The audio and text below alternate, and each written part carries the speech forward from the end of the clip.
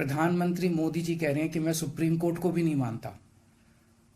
जिस देश के प्रधानमंत्री उस देश की सर्वोच्च अदालत को नहीं मानते, उस देश का क्या भविष्य हो सकता है। सीधे सीधे वो कह रहे हैं सुप्रीम कोर्ट जो मर्जी आदेश पास करे, अगर मुझे सुप्रीम कोर्ट का आदेश पसंद नहीं आया तो मैं उसके खिलाफ कानून बना के सुप्रीम कोर्ट के आदेश को पलट दूंगा। इतना अहंकार हो गया इन लोगों को। इन लोगों ने देखा कि दिल्ली में आम आदमी पार्टी को हराना बहुत मुश्किल है। पिछले 4 चुनाव सीधे सीधे 2013 में, 2015 में, 2020 में और उसके बाद एमसीडी का चुनाव, सीधे सीधे 4 चुनाव बीजेपी आम आदमी पार्टी से दिल्ली में हार गई। दिल्ली के अंदर 25 साल से ज्यादा हो गए अब बीजेपी की सरकार नहीं बनी है। 25 साल से इनको वनवास दिल्ली के लोगों ने दिया हुआ है। तो इनको लगा कि आम आदमी पार्टी को हराना मुश्किल है, तो इन्होंने चोर दरवाजे से, पीछे से चोर दरवाजे से इन्होंने दिल्ली की सत्ता को हथियाने की कोशिश की।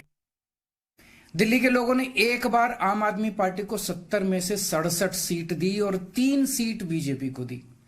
दूसरी बार 70 में से 62 सीट दी और 8 सीट बीजेपी को दी। तो एक तरह से दिल्ली की जनता ने चिल्ला चिल्ला के बीजेपी को कहा है कि दिल्ली के अंदर दखलंदाजी मत करना। प्रधानमंत्री जी को साफ साफ शब्दों में दिल्ली के लोगों ने कहा, 7 सीट उनको नेशनल चुनाव में 7 सीट दी और दिल्ली के चुनाव में 3 सीट दी।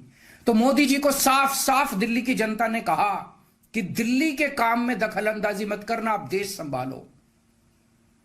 लेकिन मोदी जी कहते हैं मैं जनता की बात नहीं मानता। इतना अहंकार हो गया, ना जनता को सुन की बात मानते, ना सुप्रीम कोर्ट की बात मानते। आपको पता है इस कानून में क्या लिखा है, जो कानून आज पास किया है?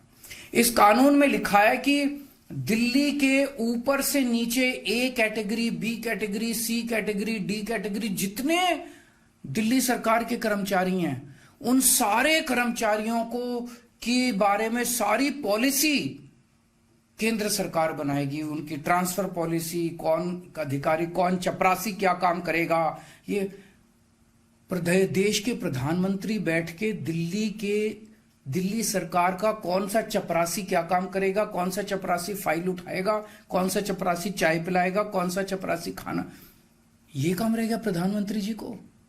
इसके लिए प्रधानमंत्री बनाया था देश का कि आप दिल्ली के चपरासियों की ट्रांसफर पॉलिसी बनाओगे बैठ के प्रधानमंत्री बनके, आप केंद्र चलाओ ना।